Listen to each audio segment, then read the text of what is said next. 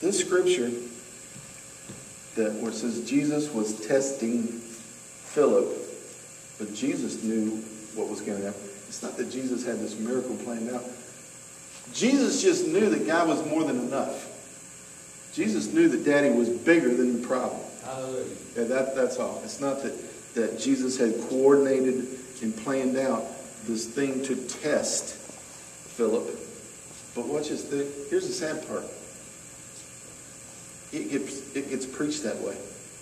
There are some religious people, whatever you would call them, pastors, preachers, priests, ministers, blah, blah, blah. They'll tell you all the time, God is testing you. God is testing you. You ever heard that? God's testing you. God's testing you. And they'll use this as the scriptures say, see, God was testing Philip.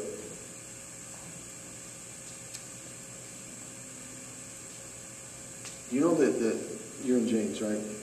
Do you know that James was one of Jesus' brothers? Half-brothers. He was really a son of Mary and Joseph. And you'll see in chapter 7, we probably won't get there today, but there was a time when Jesus' brothers really didn't even believe in him. But that's not where it ended. They ended up believing in him. Two of Jesus' half-brothers wrote 2 books in the Bible, James and Jude. James and Jude were both pretty much sons of Mary and Joseph. But we're going to look at something that Jesus' brother James said right here.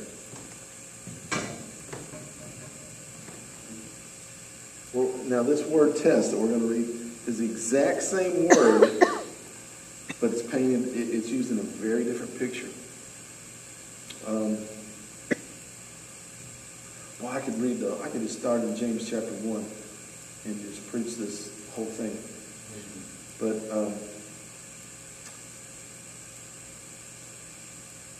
let me start down in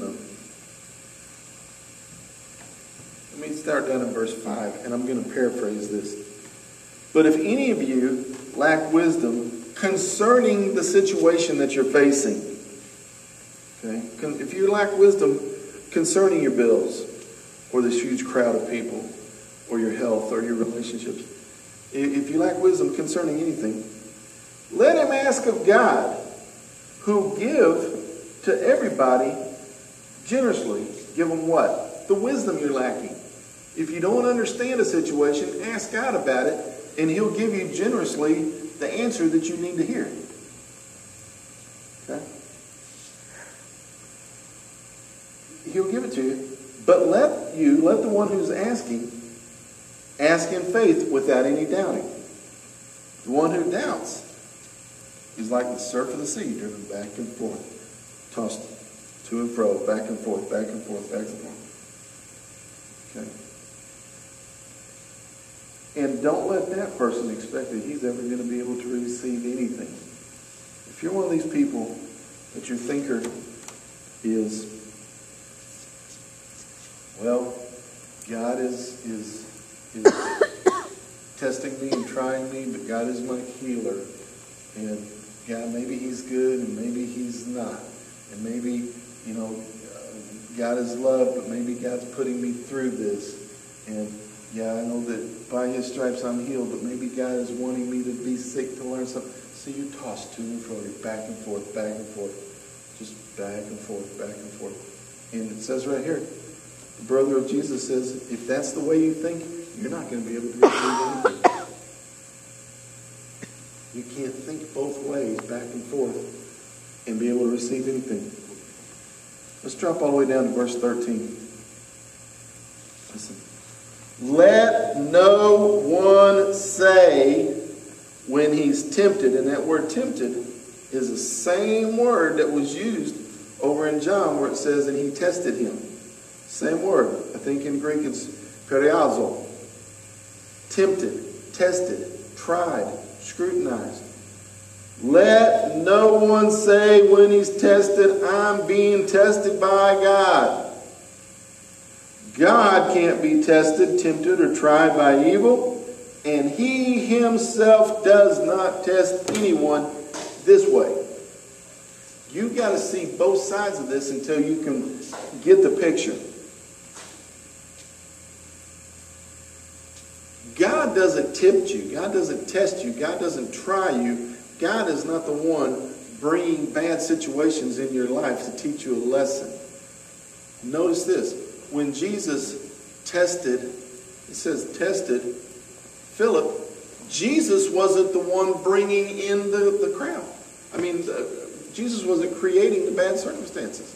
Jesus was just basically, here's the only way God tests you in a good way. To see, to say, okay, here's the situation. I didn't create it, but here's the situation. Now, how can you open a door for me? What can you believe? What do you have the capacity of for me to help you fix this problem? It's not, see, I got to say this 100 times until some of you do this, and then I'll know that you're understanding me. You got to get both these scriptures back and forth. Don't even say that God is the one who is creating bad circumstances to test you and try you.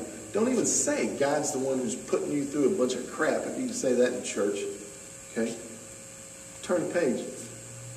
Seeing the reality that was coming upon them, and knowing what could be done, knowing that God is big enough to solve this problem, then Jesus tested Philip to see if he also could believe the good thing.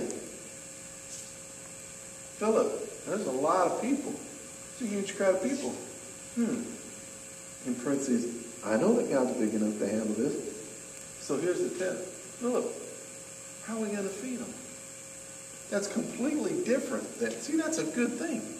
As opposed to just don't even say when you're going through a bunch of junk that God's the one who gave it to me to try to teach me something.